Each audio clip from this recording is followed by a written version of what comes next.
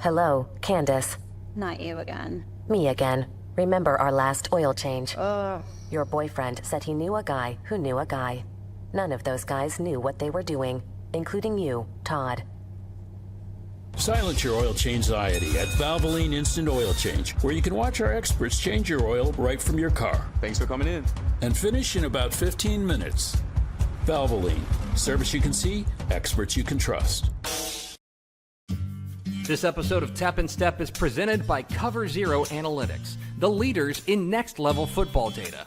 CoverZero delivers predictive matchup previews, classification-based grading, and customized analysis to football coaches who want more than the same old breakdown of tendencies.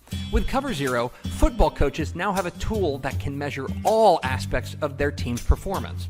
CoverZero is built entirely around smarter data analysis, helping thousands of coaches find winning edges that don't always appear in film study. If you're a football coach looking for an extra advantage, CoverZero invites you to join the hundreds of premier programs that have taken their scouting intel to the next level.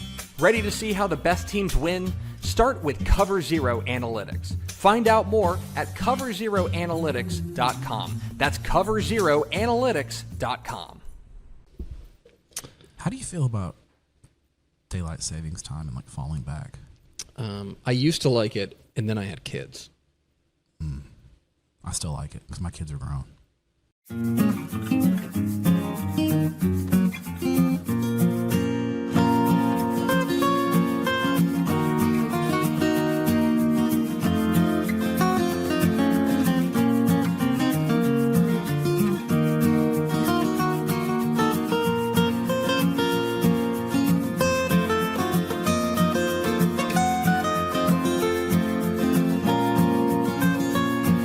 Tap and Step, your premium Texas high school football podcast from your friends at Dave Campbell's Texas Football and TexasFootball.com. I am the Tep, Greg Tepper. And I am the Step, Matt Step. Don't sound so excited about being the Step, Matt Step. I'm conserving myself because the playoffs are right around the corner. playoffs So Serving? I'm listen, I'm old VNA, so when you're old, you have to kind of pick and choose your spots. You only have a select amount of energy. Yeah. And where are you getting your energy from? As a great man once a asked. great man did want to say that. Choose your energy. Choose energy. This is your Week 11 preview edition of Tep and Step, the final regular season preview edition of Tep and Step. Those other dulcet tones you hear belong to our courageous producer, VNA Moreno. Hello, VNA Moreno. Hi, guys. The lovely and talented. Talented VNA Moreno. Hello, the brains of the operation. Yeah, absolutely. Brains. We do thank you for being a Dave Campbell's Texas Football subscriber or not, if you're watching this on Freeloader Friday.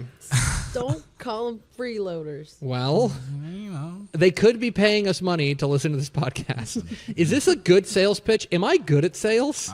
I don't know. Scoops when you need them. You know. I'm poor marketing. Listen. Mrs. Step needs Chris's money, so we would like for you to subscribe. I will say this. Between Snapshot Day and between playoffs and between state and then eventually wrapping around a realignment, Now there's not a better time to subscribe. pretty good time to become a Dave Campbell's Texas Football subscriber. TexasFootball.com/subscribe. We would appreciate it. Come up here in a little bit. We're going to have a little bit of Week 10 recap, including what we did on our Week 10 vacation. As my wife called it, our mandate. Our mandate. Yeah. We'll recap that. And then we'll have our Week 11 game draft. It's not the final one because we do playoff game drafts. Yeah, we do playoff game drafts until regional final. Regional final, yeah. Yeah, regional. Then we do all 20. Yeah, we do state semifinals. State semifinals. Yeah, and then semifinals we preview all 20 games because we're sick. Yeah. But first, Matthew, we will start as we always do with your Texas high school football fun fact of the week, presented by CoverZero Analytics. It's not just a pretty logo. It is a pretty logo. It's a cool logo. But it's not just a pretty logo. They are also numbers people. If you go and you ask them, what are the numbers? They'll be like, let me tell you something, buddy. You've never seen numbers like this. I saw Jacob McNeil Saturday at the Wallerside Springs game. He shoved me up against the wall with a scruff of my neck and was like, just wait till the playoffs come. You think you've seen numbers and spreadsheets and pivot tables now? You listen here, buddy. You don't even know. No. 2 weeks. The pain is coming. I'm like, okay, sir. Yes, sir. Absolutely. Yes, sir. It's CoverZero Analytics. It'll help take your team to the next level. They have got all sorts of trend line numbers and the stuff that will help you take your team to the next level. Yeah. It's CoverZeroAnalytics.com. Let them explain it to you better than we can. Yeah, we're a couple of idiots. Don't listen to us. We have a vague grasp of it. They've got a firm grasp at CoverZeroAnalytics.com. It's CoverZeroAnalytics.com. Go support our friends there. Matt Stepp, your Texas high school football fun fact of the week. The playoffs are right around the corner. Playoffs are right around the corner. And perhaps you know that the team that has made the playoffs the most times in UIL 11-man football is the Highland Park Scots. Yeah. They've clinched playoff spot, right? I believe the Scots have. Okay, I don't want to speak. I haven't checked in on that district. It's a three-way tiebreaker. Max out loss. Possible. Listen, I've got all that floating in my head right now. They will next week. They will make their 67th playoff appearance. But Matt Stepp, 2 away from 69. Wow. They are not the team that has won the most playoff games. Matt Stepp. What UIL 11-man Texas high school football team has the most playoff wins? Is it Refugio? That's why they pay him the big bucks, folks. Let's freaking The go. Refugio Bobcats have won 145 playoff games and counting. They are second in playoff appearances, by the way. They have made they will be making their 52nd trip to the postseason. But yes, they have won 145 games, followed by Mart. 139, Temple and Amarillo. then a tie at third place between two teams that could be in a neck-and-neck race. The Katy Tigers have won 132, as have the South Lake Carroll Dragons. Oh, okay. So who will finish ahead at the end of the season? I'm sure Riley Dodge is like, I gotta pass Katy. That's his number one goal. That's what he's worried about. The only thing he's worried about is having more career playoff wins than By the way, Katy Tigers. Got their first round playoff info on my phone. Thursday night. This guy. He's Thursday, already. Thursday, November 14th, 7 o'clock, Dragon Stadium. He is already locked in. There it is, your Texas high school football fun fact This of the guy. week. All right. A little bit of week 10 cleanup. Sure. Across the state, I thought that it was a unique group of results because most of the time, the team wearing the crown kept the crown. Yes. North Shore kept the crown against C.E. King. P&G kept the crown against Montgomery, right? What was the other one that I was looking at? Munster kept the crown against Collinsville, right? Yes. Most of the time. But not all the time. No. Because I would tell you, there were two results that when they came across my desk, this desk, on Friday night, they shocked me. One was what Waco U did to Brenham.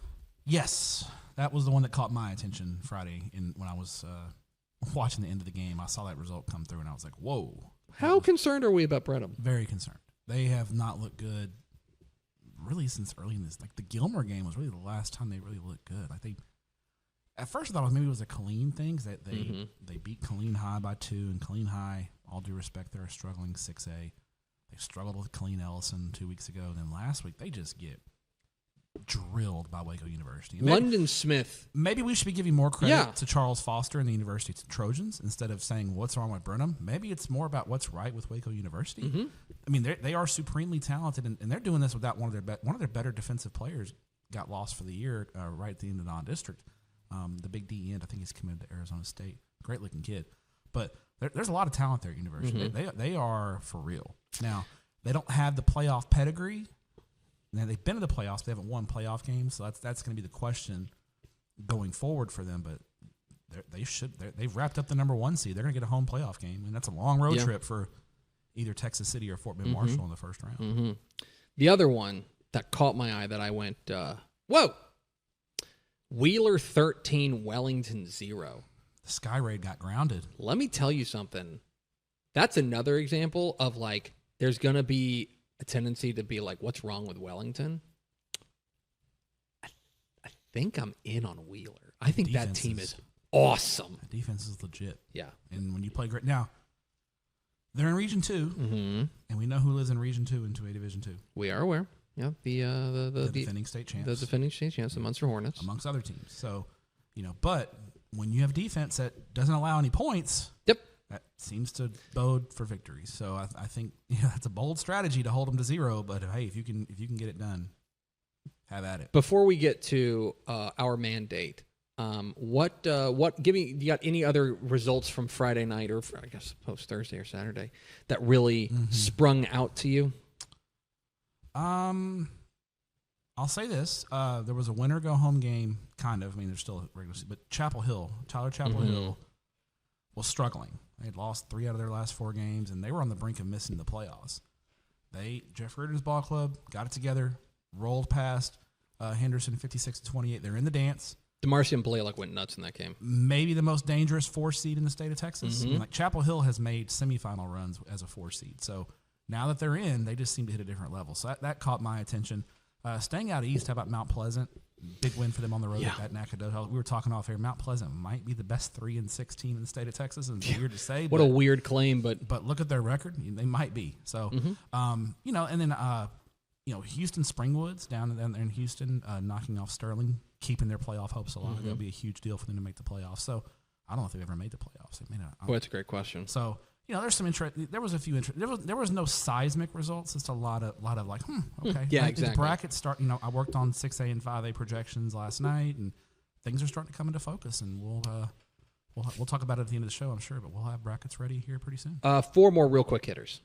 Prosper Walnut Grove beats Melissa, and you didn't think that they'll keep building the whole plate out of Cam Newton, and yet they're just going to keep building the whole plate out of Cam Newton. Listen, Cam Newton is proof. I mean, every week they just can't keep doing it, can they? Can't keep getting away with it. They keep doing it, y'all. And so Cam, shout out to the ATs at Walnut Grove for because he's got to be beat up and bruised up. I mean, that's a heavy workload. He's so they're getting him ready to go, and he's probably spending a lot of time in the ice bath. And heaven forbid, if you put one of us out there, one hit, and we're like, oh gosh, it's over. Advil, Motrin right now, just get me out of here. So he credit to him in Walnut Grove. You were at the game of the week. North Forney and Longview turned out to be insane. It was an insane game. Yeah, it was crazy. Game of runs. Usually football is not a game of runs. This was a football game of runs. Yeah, North Forney was down in the third quarter and then rattled off 28 straight. Couple of onside kicks and the box score is the weirdest thing. You look at the box score and Longview's throwing for 300 plus yards and 5 touchdowns, and you're like, what world? What alternate universe are we living in here? But that was kind of credit to Legend Bay, Corday Woodard, and Marcus Shaver's ball club for getting it done. Now they got to take care of business against Rockwall, and Longview's going to be the number 2 seed.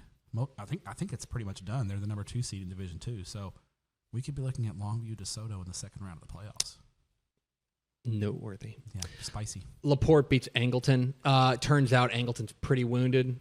Bryce Duran did not play in this game. I don't think Wesley Jackson played. He didn't play either. Now, the Jammers got going. Angleton, Kaysen and Caden Jammer got going there.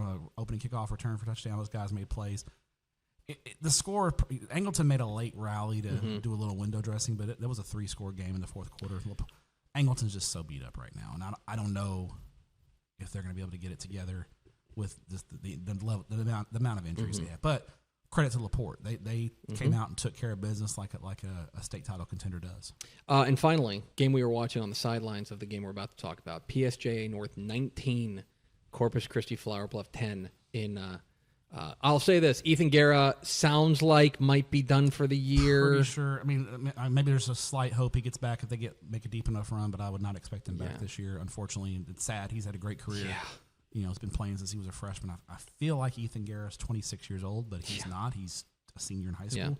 But PPR. That defense, baby. They are physical. They will strike you. And they came and they play with a nastiness, not like dirt. They're not dirty. No. But they play old school. They run the football well, and it wasn't pretty on offense. And it was kind of an ugly game. A lot of mistakes, a lot of turnovers. But PSJ North likes that. They'll drag you into the mud and say, here we go. Yeah, they're comfortable there. Yeah. So credit to Coach Kaufman and PPR, and so. All right. The first coach we've ever called live on Tep and Step, Marcus Kaufman. Hey, listen, they're 1-0 now. They're 1-0. Yeah, I think maybe we should call them again. I think coaches are going to start begging for you to call them on the air. Finally, Matthew, let's talk about the game that we went to and really the trip we had, because you and I got on the road on Thursday. We did. and we headed west. West of Fort Worth. We went to Santo. To the little tiny hamlet of Santo. It is a small town. Population 315. Yes. So we stopped in Mineral Wells first. We had a pregame meal with Cody Worrell, the head coach there at Mineral Wells. We ate. First off, let's tell us about the it's not a rogue Dairy Queen. It's just a Dairy Queen that's been owned by the same family for 70 plus years, I think. And they do things a little differently. Because they're grandfathered in, so they don't have to follow all the corporate rules of corporate America. They can kind of do their own thing, and they do. They had I had the onion rings, which had the ice cream in the batter. Wow. Irresponsible, but excellent. Yeah. Very, very good. They got like a special burger. World ordered like chili a cheese, chili cheeseburger. Frito burger. Yeah, exactly right. It was good. I got a little piece of it. That's good. And then I had I had Dairy Queen taco. Dairy Queen taco. Because I knew we were having barbecue at the game, so I was like, I don't want to eat a burger. So I got a taco because they do have homemade. So like most Dairy Queens, you get a taco if you're a sicko like me. You get a taco, they give you the little packet of taco sauce, right? Yeah. Well, this Dairy Queen, they make their own salsa, fresh, homemade. So they have a little cup of homemade salsa that I showed on my TikTok, and it's very good. I love that. It's a great time. Good to catch up with Cody Worrell. They got a big game this week against Burke. They do. We're chopping it up about Snapshot Day. He was peppering me with questions that I could not answer. I don't know what listen, guys. I don't know what the cutoff numbers are. No. We can speculate wildly if you'd like. I will wildly speculate if you'd like. And I'm sure Jamie Harrison and Ray Zepeda will be like, okay, let's just change it by 5 just to make Stepp look like an idiot. So. That's the name of the game. Yeah. It was then from there, it was another 20 minutes to Santo. Showed up at it's Wildcats Stadium. Lewisfield. We saw some deer crossing the road we were driving out there. Tepper commented how pretty it was. It's very pretty out there. Yeah. There's a railroad that goes right by the field and like right at kickoff. The train came by. It's awesome. Good crowd. I would say, look, it's Lindsay and Santo. Yeah. And so two towns probably with a combined population of 1,000. Probably, yeah. And there were probably like 600 or 700 people at this game. So we pulled up and we were a little concerned because we saw two ladies standing right at the entrance of the stadium that were charging. We thought they were charging to park. Well, no. You pay those ladies to get into the stadium. Yes. Because what happens is a lot of people will just park their cars on the side of the stadium and we're watching from their cars. There was an awesome tailgate going on the Lindsay side, like just beyond the fence, that they just had a table set up. They had a crock pot. You were talking, what do they have in the crock pot? I think it was chili. Okay. I think they had chili going. It was kind of a cold night. Nice. Awesome. Yeah. Great little stadium. They just got turf, which is a big deal for them. We were talking with Devin Mann. About that, about how like the community kind of rallied together to raise money for the turf. Yeah, they had some water restrictions. And they couldn't play home games. So they couldn't water the fields. They didn't move home games. But it's a gorgeous stadium. Yeah, nice little town. And then we had a barbecue at halftime. Coach Mann's brother made barbecue for us. And it was awesome. It was very good. Me, Tepper, and Brandon McAuliffe ate in a shout out to Brandon McAuliffe from Big Country Preps. Also Dave Kimball's contributing photographer. We ate an irresponsible amount of barbecue. That's great. And then one of the funniest things we had, we're sitting there in the second quarter, and the PA guys talking about the band raffle. Like change of possession, yeah. Yeah, they're talking about there's a raffle, band raffle, and that's pretty common. The band's raffle. Raising money. Because here's the thing, Santo's band has made state like, they were talking about it. I think they were going to state this week. They're going to state. And it's like the 8th or 9th time in a row. Like they're a band powerhouse. And so we're listening to the PA guy talk about what's being raffled off. We're thinking they're raffling off like maybe a TV or some shirts or a gift card to a grocery store or Walmart or something. And like we're raffling off 1,000 pounds of deer corn, a $500 taxidermy gift card, and a deer blind. Yes, a deer blind. And so Matt Stepp went looking. Yes. To see, because he ran, is like, I have to enter this raffle. Yes, yeah. Did you enter it? No, I did not. We did not. I didn't have any cash on me. And then you sent me a photo, and I think the text you sent me was, "This is a nice looking deer blind." I mean, do we have the image here? Yes. Okay, let's see. There it is. Yeah, there's the deer blind that was raffled off. $20. Yeah. $20. Now I got to be honest. I am in no position to tell you if that's a nice deer blind. You're from Coppell. I'm from Everman. We do not know about it. So you texted the picture to Pickle, who's from Llano, who knows way more about deer blinds than us. She approved. And then Mike Craven, who probably is our deer blind expert, because I think Mike Craven actually has been deer hunting. And he confirmed that as a nice deer blind. Yes. So Wow. we are idiots. It was And then Tepper mentioned that he was gonna get in on the deer corn, but he wasn't sure how he was gonna get it home and how he was gonna explain. I to his only wife. have room in my garage for 600 pounds of deer corn. The 1,000 pounds is going to be too much. Dear cool. Did you check to see if your wife knew what deer corn was? I did, and she didn't. Okay. But it was a great time. It was the most 2A Texas It was football great. experience. That's amazing. And Lindsay got the win. Yes. Lane Foster, their quarterback and defensive back. 2A quarterback of the week this week? 2A quarterback of the week. You and I were on the sideline, and I turned to you. I was like, Yeah, might have that dog in him. He did. So congrats to him. Congrats to Lindsay, and thanks to Coach Mann and the entire community of Santo for having hosting us, and thanks to Coach Worrell at Mineral Wells for buying our Dairy Queen. And Coach Jones for doing the interview with me afterwards. Got to meet his family. It was a lot of fun. Yeah, a lot of fun. Good time. So anyway, Lindsay and Santo. Thumbs up. The Tep and Step seal of approval for both Santo and Lindsay. Yay. Go to a game in Santo. That's right. If you get Tep and Step on the road together. We're working for the Santo Convention and Visitors Bureau. I don't think they have one of those. But. It's now time too small. for our Week 11 game draft. If this is your first episode of Tep and Step, welcome. Here's how it works. Step and I go back and forth selecting games that we are most interested in. Sorry. Woo! I'm glad we rehearsed. You beat me to it. So last week, you could have taken. Reagan County 38, Colorado City 14. You don't count out those owls. No. You don't count out those owls. And this week, you could hypothetically take. Maud versus Linden Kildare. You could. All you got to do is sell Maud us Cardinals. on it. Maud? Maud, M-A-U-D. Yeah, near Texarkana. Maud, look them up. And you just got to sell us on Remember it. that one year they had the Maud squad where they had like 3 Division I recruits in their They team? did. That was awesome. Anyway, we're going 5 rounds back and forth, selecting games we're most interested in. Then we'll round it out with our hipster game of the week. It is a weird slate of games. It's an odd slate. It's like you really do have to dig into like the ramifications here because like from a top level, if this was any other week, we'd be here be like, ooh, kind of a snoozer week. But because it's week 11, it's saved by having so many implications. Yes. So I counted it up. There are 21 straight up win or go home games in UIL 11-man football this week. So there's 21 playoff games literally this week. They're just not official playoff games, but So if you win, you're playing next week, and if you lose, get the basketballs out. we had a fake coin flip before the show. Step won the fake coin flip, which means he gets the first pick in the Week 11 game draft. Matt Stepp, what is your first overall pick? A lot of different ways to go. Yeah, it is. This is an interesting game draft. I'm going to go 7 o'clock Thursday night. Ooh, by the way, a big Thursday slate. Yes, this Big is a Thursday. A lot of coaches big move their Thursday game up slate. Thursday. 7 o'clock Thursday night at Maverick Stadium in Arlington. The District 8-6A title is on the line as the...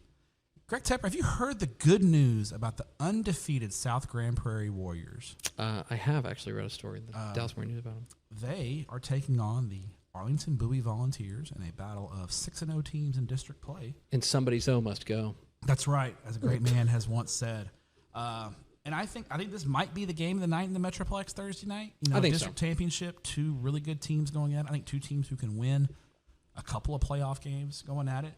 And I think SGP preseason, I went back and looked, and I did pick SGP to win the district. And I don't think a lot of people took Bowie to win the district. But I liked the experience that Laban DeLay's ball club has. A lot of 3-year starters. They've got great quarterback in Dalen Brooks, who's also an excellent baseball prospect as well, leading that offense.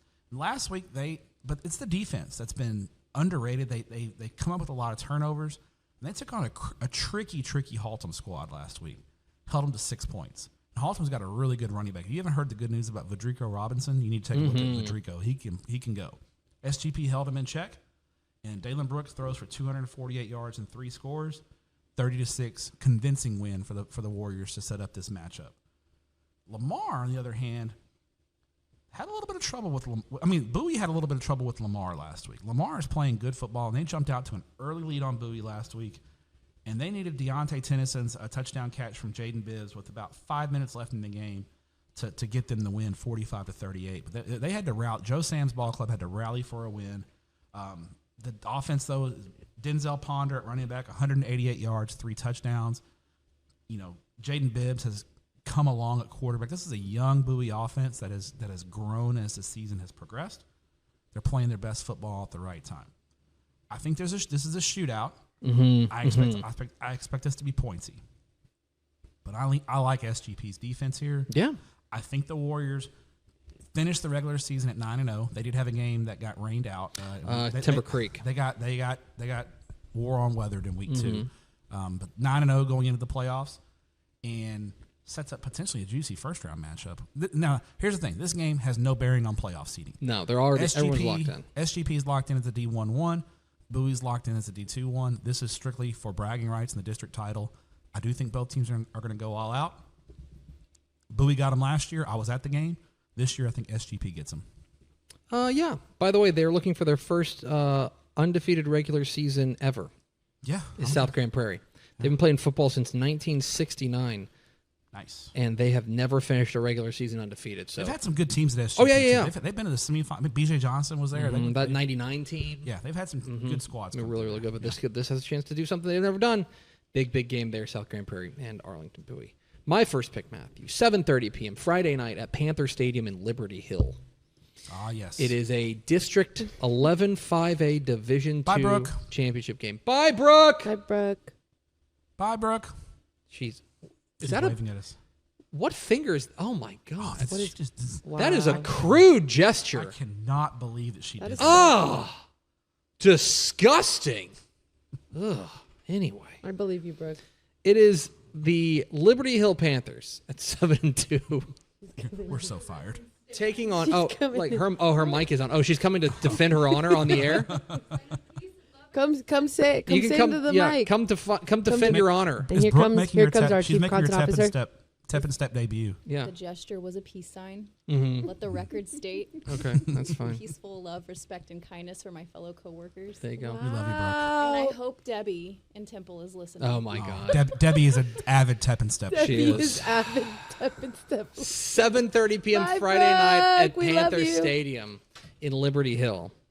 It is the 7-2 Liberty Hill Panthers taking on the 9-0. 9-0? That's right. Bastrop Bears. Speaking of good news, the Bastrop Bears. Lots of good news. Gotta tell there. you, Maximum Bears is already taken, but I mean, you may be shifting in it because they fit all the overdrive Bears. The number one scoring offense in 5A Division II. They're averaging like 62 a game. They are serious business. Jake Greedle, head coach, and Weston Nielsen dialing it up. So Weston Nielsen is the star, and he's awesome. 37 passing touchdowns. He's a dog. He's incredible. My guy, they have a 1,000-yard rusher too. Really? Gary Jefferson Jr. went over the 1,000-yard mark last week. They are dominant offensively. Yes. They are spectacular. They've been offensively. as Mike Roach would say, they've been a wagon. They have been wagon-ish for sure. Well, they have an opportunity to win a district championship. They have an opportunity to finish their first undefeated regular season since 1991. Okay. But to do it, they got to go on the road and play Liberty Hill. Who they beat last year. Now, Liberty Hill started the year 0-2. And I remember sitting on this desk and being like, time to worry about Liberty Hill? The new school's hurting them. It's already hurting them. It's gonna... All they've done is rattle off 7 straight. And they run the slot T. No. And the slot T is... The devil. It's the devil.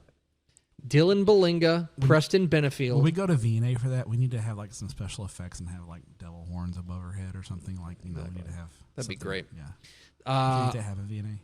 Put devil horns on yourself. And I do do it. think that the defense has gotten gradually better. And this, to me, this is a referendum on both defenses because it's a unique challenge for both defenses. Yes. Can Bastrop diagnose and slow down the slot T? Tika Holler. Yep, Tika Halla, who has been terrific, their big defensive tackle. He's a large child. And how far has Liberty Hill come defensively? Since the first 2 weeks were ugly for them. Yes. How far have they come? Well, This is final exam time. They've got a dog on defense as well. Alistair Vallejo. Alistair Vallejo. He's got some big time offers. They've got 2. This is like it's strangely in this 5A Division II game, an awesome defensive tackle matchup. Yeah. Strangely. I lean towards Bastrop. I think that the offense, first of all, you mentioned they beat them last year, so they're not afraid of the slot team. No, They've seen it. And furthermore, I just think that offense is hard to slow down. I will say this, as far as playoff stakes are concerned, Obviously, winner's first seed, Yes. loser's second seed. Loser of this game gets put on the Randall side of the bracket in Region 3. Okay? So you would see them Thanksgiving weekend. And by the way, that you might also see, I had this pulled up.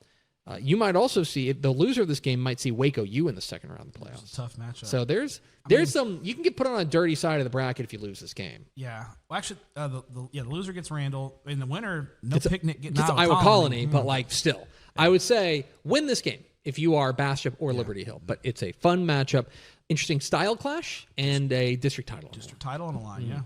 What's your second pick, Matthew? 7:00 Friday night at the Star. The Star. The Star.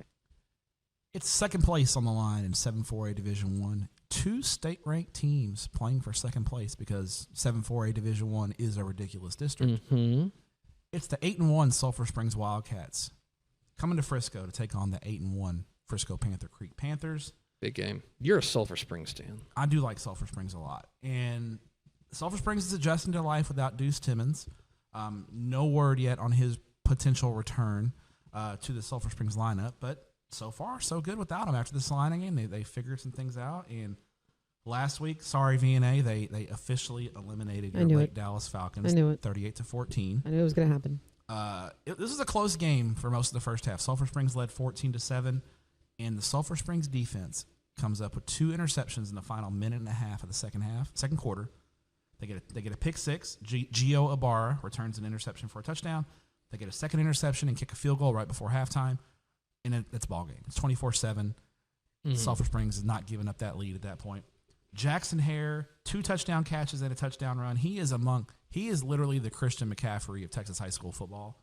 He's fantastic. The quarterback, Mason Cooper, continues to develop 3 touchdown passes for Sulphur Springs. They've got my guy, Truth Holmes, there at tackle, the UTEP commit. They've got Vincent Johnson, the monster offensive lineman, a TCU commit. This is a really, really good Sulphur Springs ball. There's some Croots in this game. Mm-hmm. And then you got Panther Creek. Speaking of Croots. Speaking of Cruton, they beat Aubrey 52-7 last week. No notes. Graylin Fry, 352 yards and 5 touchdowns. He's been great. He has. Like he's overshadowed, I think, in a lot of ways because of the other star power they've got on the team. But speaking of star power, Jalen Lott, the Oregon commit, 3 touchdown catches. Parker Ord, the BYU commit, 1 touchdown catch. Donovan Webb, the Texas Tech commit, caught a touchdown. Just skill talent for days for the Panther Creek Panthers. They're a matchup problem for Sulphur Springs, I think.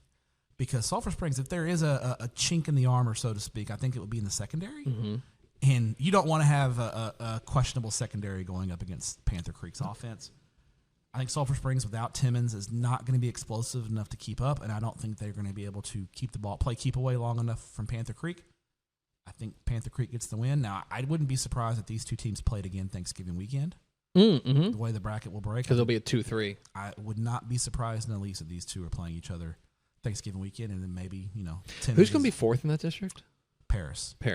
Paris and Chapel Hill are the 2 best 4th place Buddy, teams let me in the tell you state. something. Paris is a good football It's team. been like we talk about this. They're like, you want to talk about a district that could sweep their way to the regional semis? Yeah. They did. They didn't get to the regional semis because Alvarado, I think Vienna, you were at that game last year. Alvarado beat Panther Creek in the second round in a classic game. Mm-hmm. But Sulphur Springs, Aubrey, and Salina all made the third round, and Salina, I need to go to at least one game. Yeah, what a broad statement. You should. Yeah, yes, I agree. You should go to a high school football game. I need to at least go one game. Yeah. So I like Panther Creek by 2 touchdowns. I like Panther Creek as well. Maybe closer than that, but I do like Panther Creek. It's a fun game. At the Star.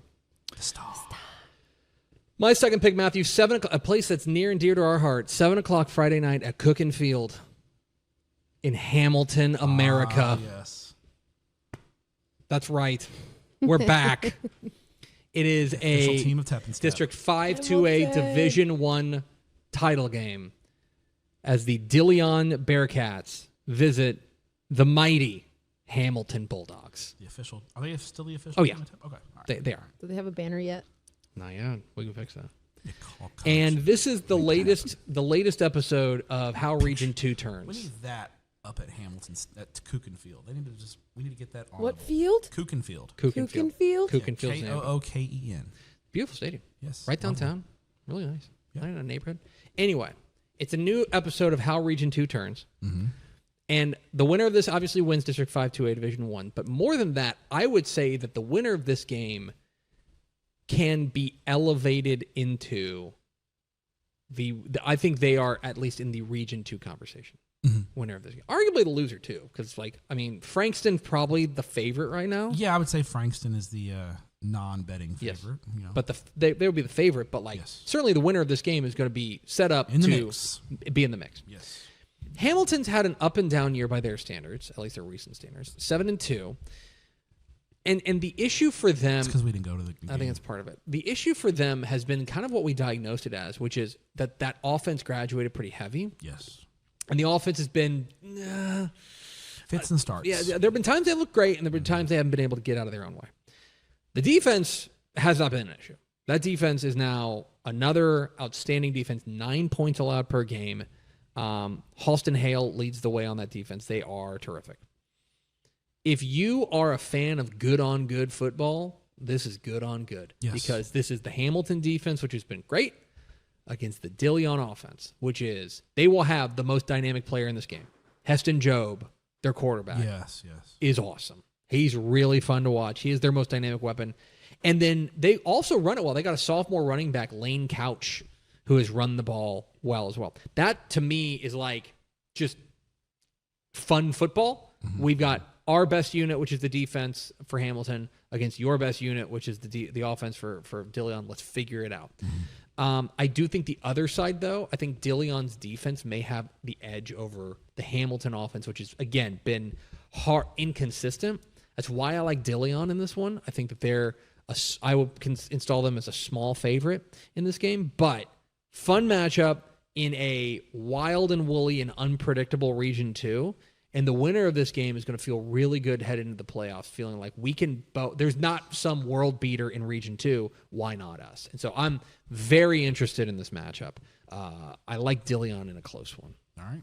That's my second pick. There you go. Yeah, we've been there. We've been there. Wow. We've stood at midfield. That's wow. Yeah. Good Amazing. That's actually appeared on Texas Football Tonight, that show, that stadium.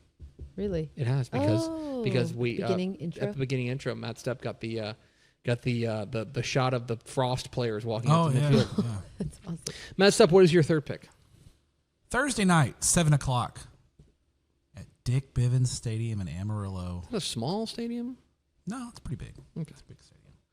As the Abilene Cooper Cougars at 6-3 and 4-1 in district play visit those Paladuro Dons, the official team of VNA Marino. Swagged out Dons. And Brooke Miller, she loves it Hey, too. Listen, the swag is real at Paladuro. They are cooking with Crisco right now. 8-1, 5-0 on the year. And folks, this game is for the district championship and the number 1 seed in 2-5A Division 2. Now the good thing is the loser does not have to go to El Paso. Correct. They don't have to make their long road trip. They will be at home. It's just a matter of seeding and pride here. Cooper, fresh off a bye week, that's a long road trip to Amarillo. Speaking of long road trips, Abilene to Amarillo is a haul, 5+ hours, one way. And last outing, they knocked off Wichita Falls Legacy, 54-23. Peyton Ewing, Marquell Sims, great game running. Abilene Cooper will run the dang ball. They sure will. They are the official team of run the ball guy. They will get after you and run the ball. They had +3 in the turnover margin. They got out to a 22-0 lead and basically just kind of cruised from there in the win over an improved Wichita Falls. Yeah. Greg Davis has done a really nice job in his first year there at Legacy. I think they're officially eliminated from the playoffs, but they have a chance to spoil someone's party Friday night. Someone named Wichita Falls Memorial in a big game there in Wichita Falls, but I probably won't talk about except for right here. Paladuro played Legacy last week and similarly dominant, 48-14. And Julian Duceries continues to have a monster season for the Dons, 226 yards passing, 3 touchdowns.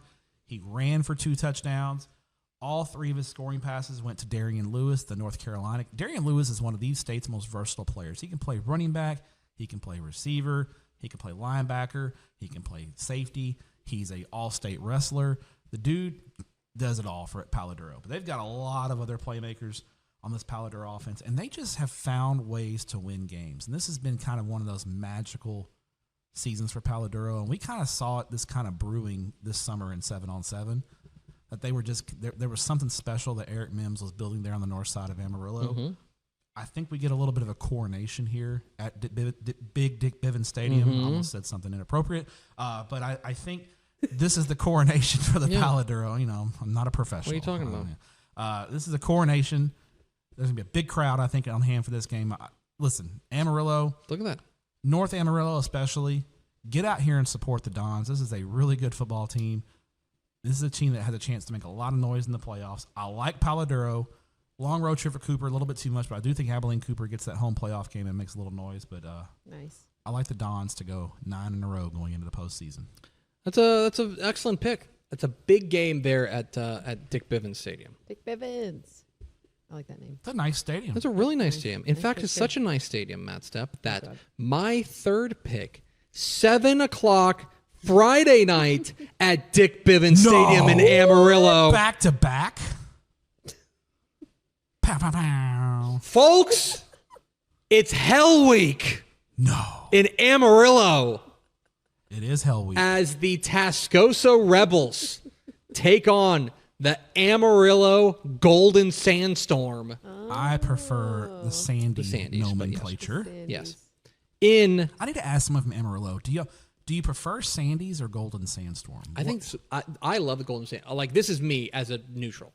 I love the Golden Sandstorm because it's so unique. It is. So unique. There's other Sandies. There's a couple of other Sandies. Grapeland's a Sandies.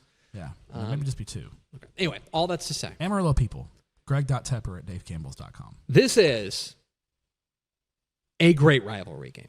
It is. They call it Hell Week in Amarillo. Okay? There will be some chirping. There will be some pranking Chirping, pranking. going on in Amarillo this week. And then some footballing. And then some footballing.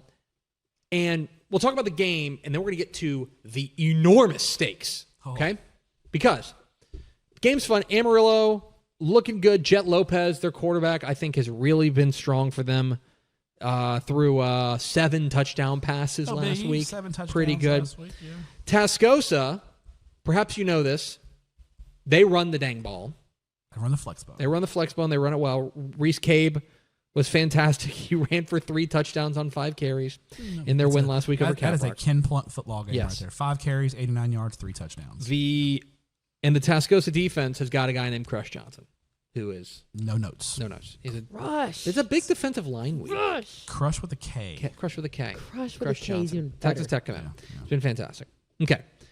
So, to me, this is going to be about, can the Amarillo offense find consistency against the Tascosa defense? I think the Tascosa defense is superior to the Amarillo defense. Agree. That's where I'm at. But the offenses, you could say, in very different ways, are a bit of a wash. You know what I mean? Both very good.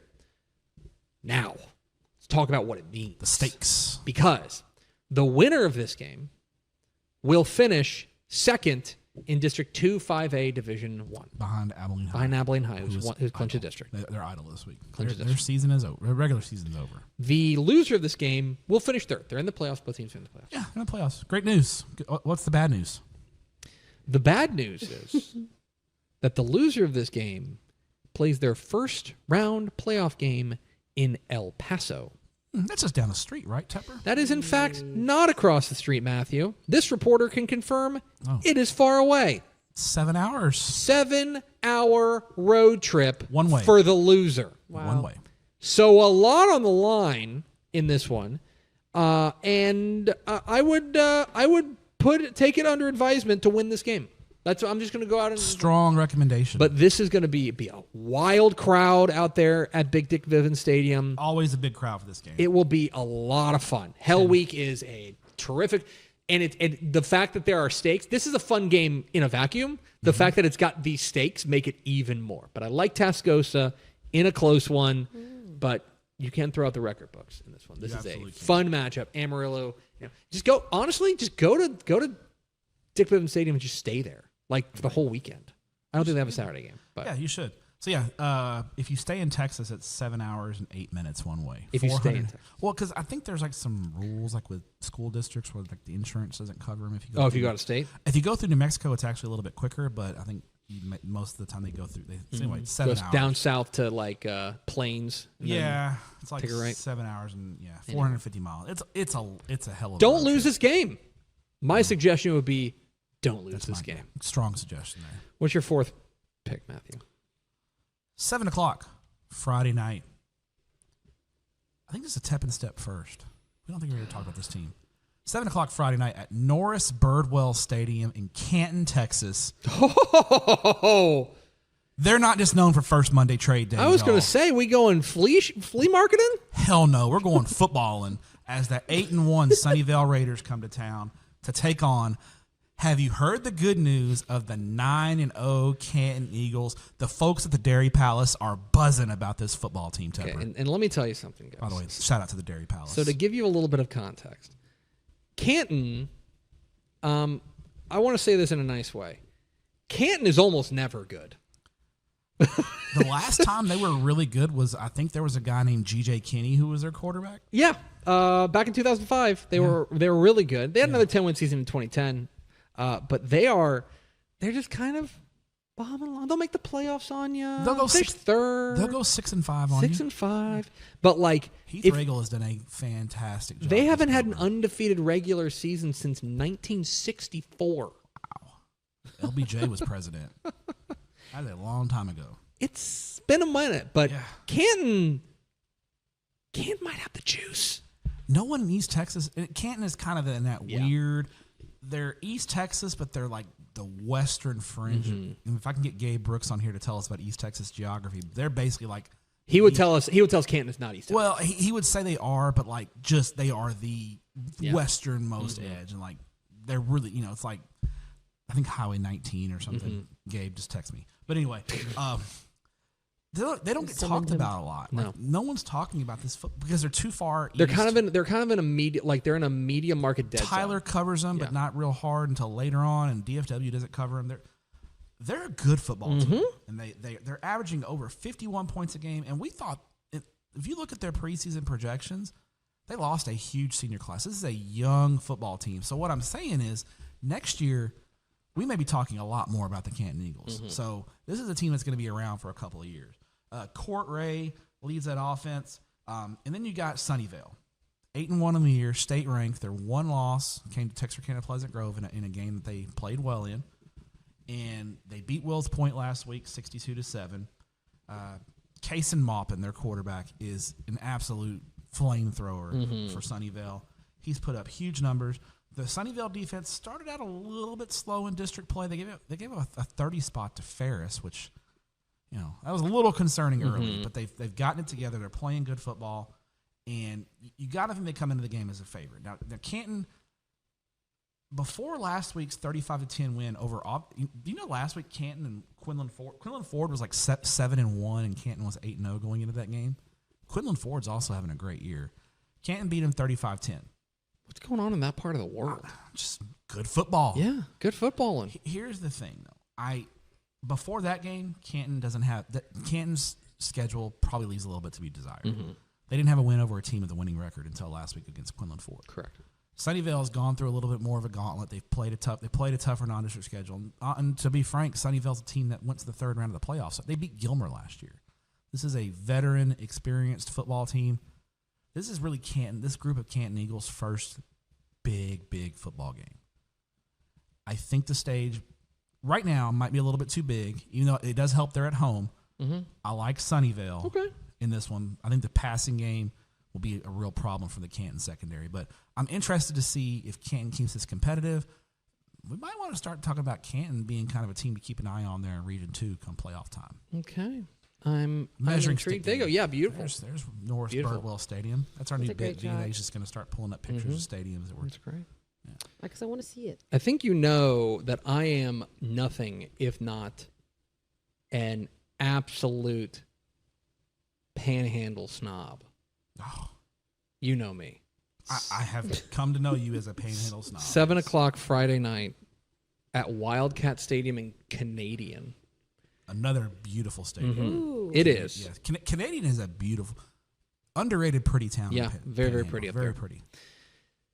As the Canadian Wildcats welcome in the Childers Bobcats with the District 1-3A Division II title on the line. Hey, remember Canadian? Yeah, I do. I think that, I don't know how this happens. Is this Is this the team we take the most for granted in Texas high school football? We just kind of expect them to be 10-0, 9-1. But like, I want you to think about this. Like, we're just like, oh, well, I mean, last year, of course, what a disaster for Canadian. They lost in the regional final. And this year, boy, really up and down at 8-1 with their one loss on the year on the road at Shallowater, who's like just outside the 381 rankings, even at 6-3. It's a very good team. They're consistently excellent. But like, somehow that relegates them to like under the radar status. It's like, oh, watch out for those sleepers from Canadian. Hipster, Amarillo. Well, twirl my mustache here. I will say that part of it is that we had big questions about quarterback. And Weston Mitchell, their sophomore, he's been great.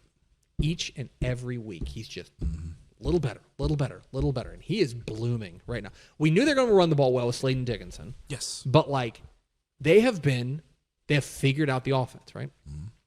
Well, here comes Childress. And they've got their own sophomore, Lucian Davis, their running back. He's been really good. He's been so good for them. He's really blossomed there in that offense. And to me, this is an awesome opportunity to get a heat check on both of these defenses heading into the playoffs. Yes, you want to win your district. You want to win your district. And I think the loser of this game sees Wall in the third round. So like, suboptimal. Don't lose this game. However, this is also, I think, an opportunity to get a heat check on both defenses. Because both these offenses can hum. Even though they're district bunkmates, that is a long trip from Childress to Canadian. Canadian is notoriously very hard to beat at home, and their defense, I think, tends to stand up on at home. I like Canadian in a close one, but a fun matchup for a district title. Yeah, and these two have played some really good games. And again, Canadian's going to show up at like 9-1 in the playoffs, and they're going to be like, "Hey guys, we're here." By the way, little snapshot day intel here. Don't be surprised if Canadian drops to 2A Division 1 next year. Ooh. They used to be 281. I watched them win a title in 281. Beat Refugio. Beat Refugio like a drum. Yeah, and they traveled to Houston. Yeah, beautiful. Yeah, look at that stadium. That's a great Canadians. Great pictures. Yeah. Thanks, Texas Bob. Thanks, Bob. Texas Bob. Yeah. What is your fifth and final pick, Matthew? Your final regular season pick of the 2025 season? 7:00 Friday night. At Galena Park ISD Stadium, live on Texan Live. It is the 8-1 Summer Creek Bulldogs taking on the 8-1 North Shore Mustangs. And for Summer Creek, they can take home a share of the district championship with a win this week. North Shore looking for 9 straight wins and another undisputed district championship. And for Summer Creek, they ended Kingwood's playoff hopes last week with a dominant 51-17 win, maybe their best performance of the year last week. That score line is probably a little bit flattering for Kingwood. It was, I think, 51-3 in the third quarter. I mean, Summer Creek kind of pulled their starters. 5 different Bulldogs found the end zone in this football game. Noah Spinks throws 3 touchdown passes. Trenton Thomas has a punt return for a touchdown, and he caught a touchdown pass. And Summer Creek's defense, I think, which has struggled at times this year. We know Summer Creek is going to score points. They have, that offense is really, really Braylon Causey, Benny Easter, Noah Spinks, Trenton Thomas, the list, Holden Miller. They've got playmakers for days. It's the defense that has the question marks going into the year, and they've had some struggles. They played their best game of the year last week, holding, again, Kingwood to 3 points in 3 quarters before they got a couple of scores against the backups. That's what you want going into the playoffs if you're Kenny Harrison, okay? You got North Shore. We talked about their big win over CE King last week, 42-27. North Shore gets off to a blazing hot start. They jump out to a 21-0 lead. Hezekiah Johnson has a couple of touchdown runs.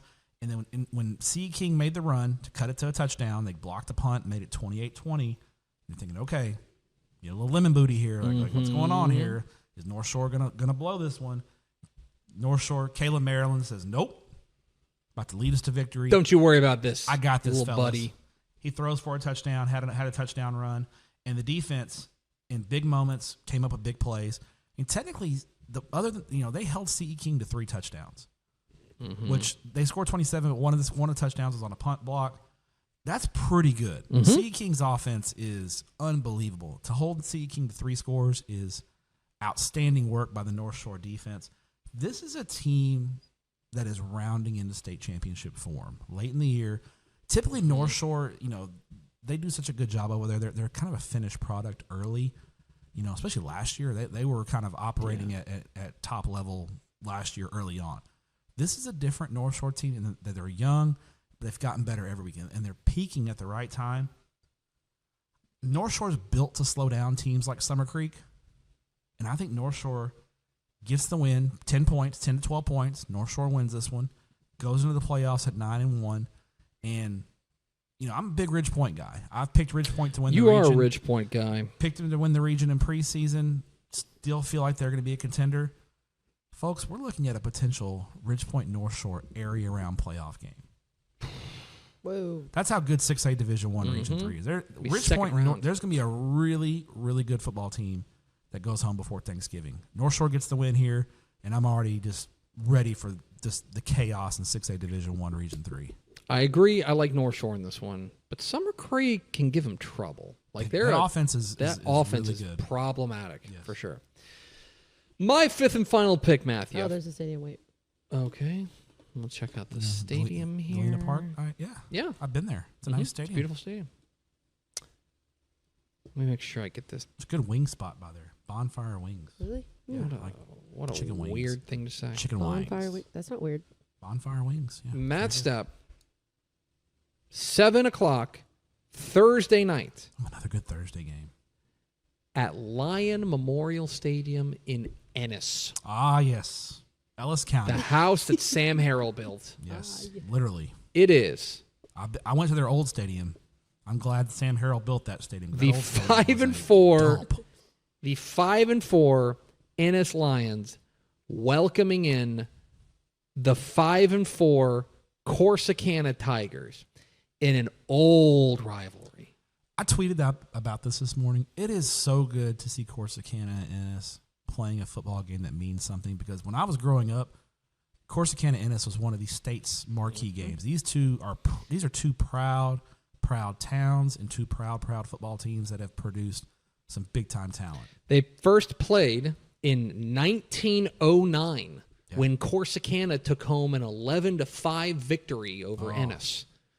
Ennis's pitching really struggled that night. Who really? Yeah, I mean, they kept leafing to the gaps. And now Ennis has won 10 straight in this series. Mm-hmm. They've dominated this series of late. Yes. And we can talk about these two teams here briefly. Corsicana has got some playmakers that they feel good about, including Mark Brown, the North Texas commit. Yeah.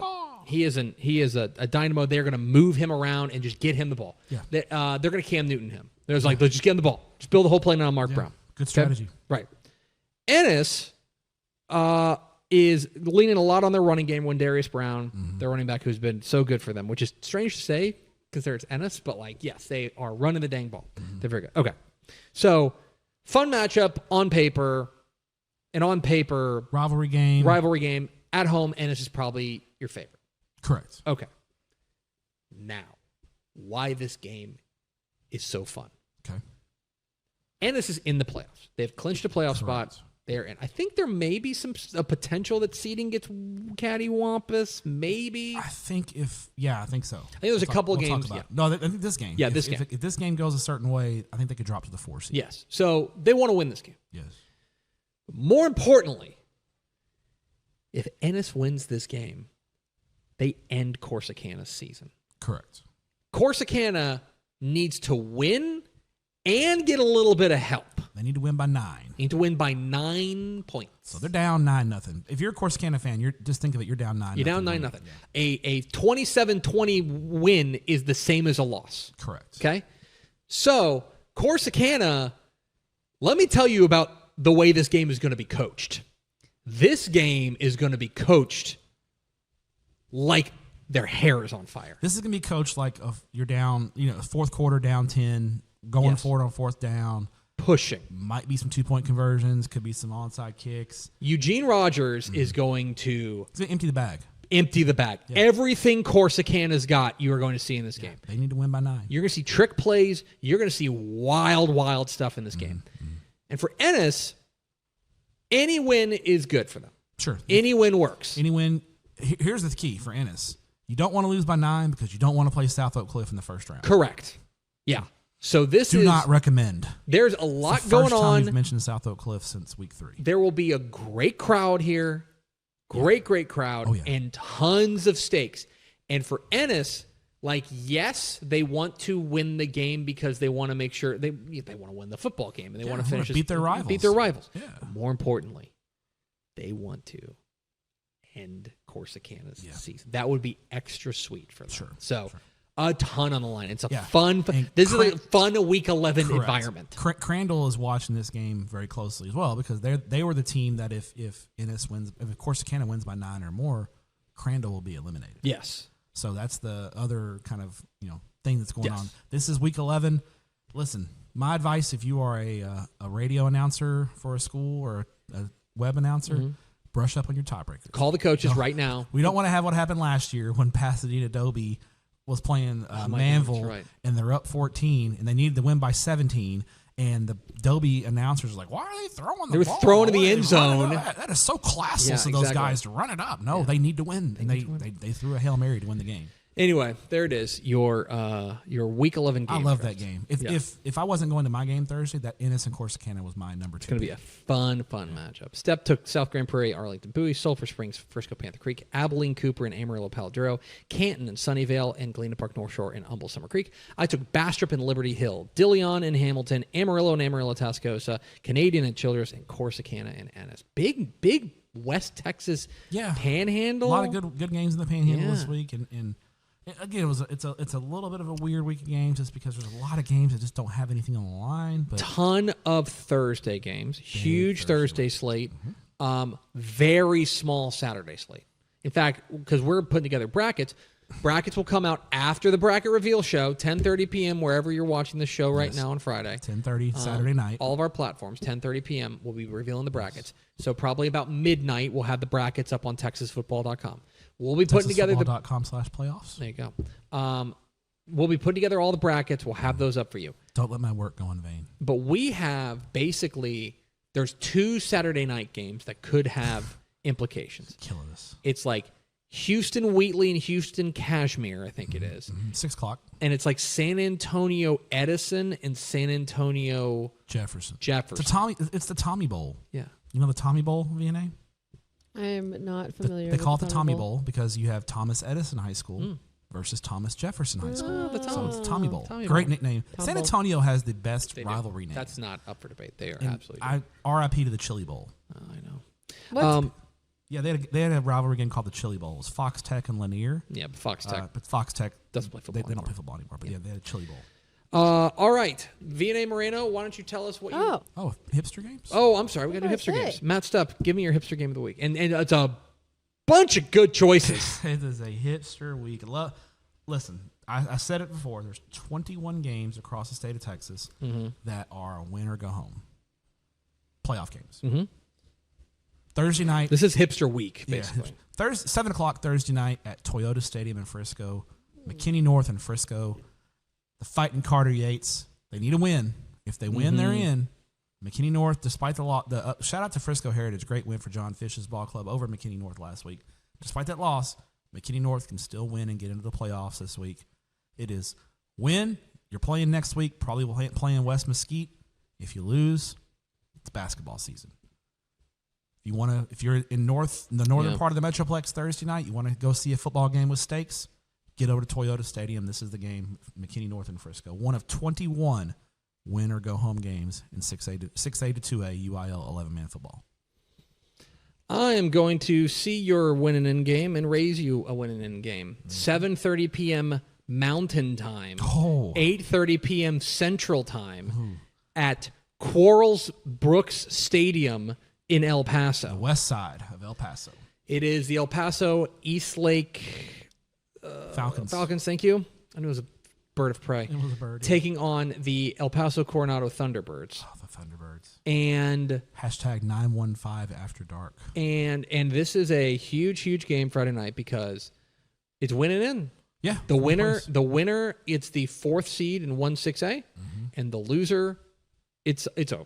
Great quarterback matchup in this game. You got Julian Williams, the quarterback there at Eastlake. He's been great. And then you got sophomore Wes Stansberry at Coronado, who holds a UCLA offer as a sophomore. And they have been using him in a variety of different ways, like moving him around. Wes Stansberry, he's their most dynamic playmaker for sure. Just a sophomore. Good youngsters here. There will be points. This is pointsy. Both defenses have had their struggles, but more importantly, they're going to empty the bag. This is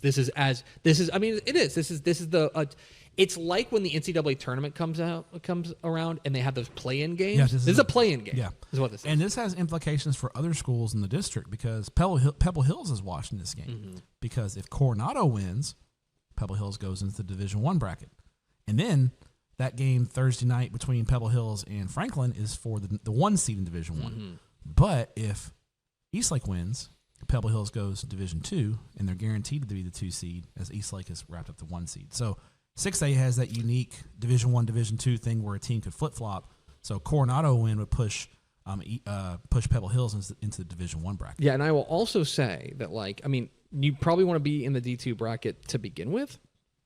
I would also say that if you were in the, based on the matchups with the Little Southwest Conference, you want to be in the D2 bracket. You want to play San Angelo Central or Wolf of Friendship as opposed to Permian or Legacy. Although Permian's quarterback may be down, so want something to watch there. Okay. Now let's go to VNA Moreno. What did VNA and write ask down? what VNA Moreno wrote down. VNA Moreno. Hi guys. Hi. My pages are lost. Okay, I wrote down deer corn. Deer corn. Somebody's almost go. This is the deer corn episode. Yes. Deer corn episode. Somebody's almost go. Yep. There will be some tripping and footballing in Amarillo. And there will Hell Week. It's a 7-hour trip for the loser. Yeah.